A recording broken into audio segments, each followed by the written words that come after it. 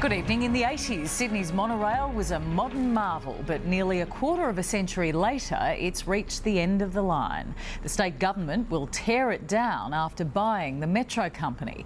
It's part of plans for more light rail and a new convention centre.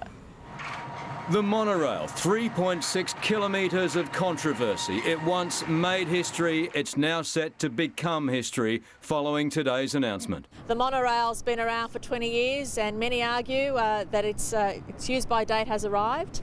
In fact, it opened in 1988, a $60 million investment then, now bought by the state government for $20 million. They'll tear it down to make way for the city's new convention centre and light rail system. The real problem with the monorail, I think, for most Sydney-siders is that it doesn't actually go anywhere that you want to go. Demolition will likely start within 3 years. Until then, it will operate as normal, with high prices and low patronage. Governments often run the mantra, build it and they will come. But with the monorail, they never did.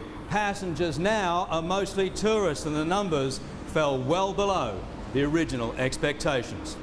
Monorail company MTS doesn't like criticism. There's $15 back, you need to leave the platform. Oh, come on, mate. We just want to film a historic day.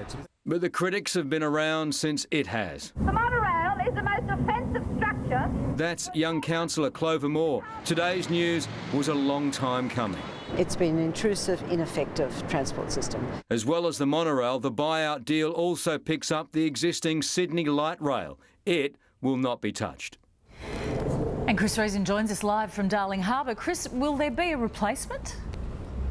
Chris, there will be in the form of light rail. We just don't know when it will be built. The government already has a feasibility study underway. It's due for completion around midway through this year. But then, of course, it has to begin construction. So there could be a big gap between the time this thing gets torn down and the replacement rail put up in its place. Chris?